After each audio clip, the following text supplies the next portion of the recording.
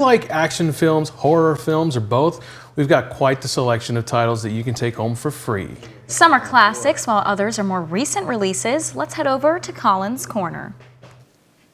Well, hey, good morning. Well, first of all, this morning we have the release of the new Shyamalan film, The Watchers, coming at us from Warner Brothers. But the twist is that the movie is not directed by M. Night Shyamalan, but it is directed by his daughter, Ishana Night Shyamalan. His other daughter is a singer, and she was in Trap this summer. The Watchers stars Dakota Fanning as a woman who winds up stranded in a concrete bunker located in a dense forest with several other people, and the Watchers are the mysterious beings that show up every night to observe them from behind a one-way mirror.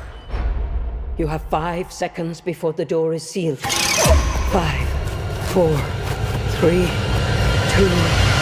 Kino Lorber's Studio Classics is releasing the studio classic Sudden Death, the movie that is like Die Hard but at the Civic Arena. The muscles from Brussels himself, Jean-Claude Van Damme, it stars as a former fireman who takes on a group of terrorists who are holding the vice president hostage during the 7th game of the NHL Stanley Cup Finals.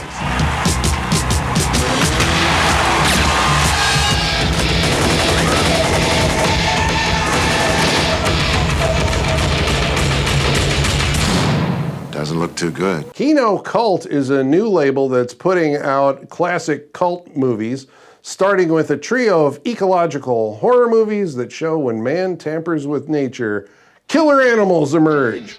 The first title is The Food of the Gods, based on a story by sci-fi writer H.G. Wells, and it's about a group of people stranded on a remote island where ecology has run amok, and giant chickens, rats, worms, and giant mosquitoes morph into bloodthirsty monsters. Former evangelical child preacher turned actor Marjoe Gortner is the star.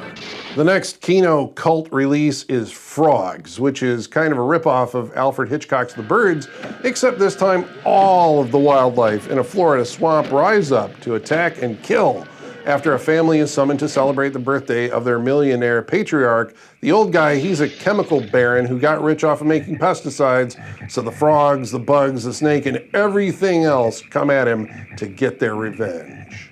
And finally, the best of the three is Kingdom of the Spiders, which stars William Shatner as a veterinarian named Rack Hansen, which is a great name, who discovers that the deaths of local animals have been caused by a new species of tarantula who eventually descend upon the town by the millions. Arachnophobes may want to stay clear of the movie, but you'll see a town festival overrun by spiders and humanity's desperate last stand against the Kingdom of the Spiders. If you find any problems out there at the Colby place, just keep it to yourself.